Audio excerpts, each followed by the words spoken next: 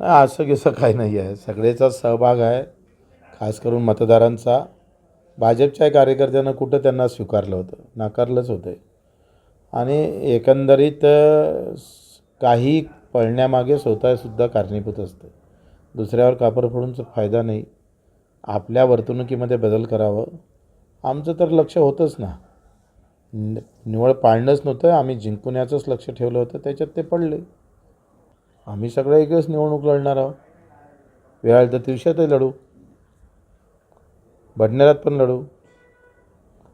आम्हाला काय अडचण आहे. आमचं स्वातंत्र्य पक्ष आहे, आमच्या घरचं दुकान आहे. जेव्हा मनात आलं तेव्हा चहा बनवण्याचं काम करू. आम्हाला ऑर्डर घ्या नाही लागत, कोणी देत नाही, आम्ही ऑर्डर देतो. हा फरक आहे.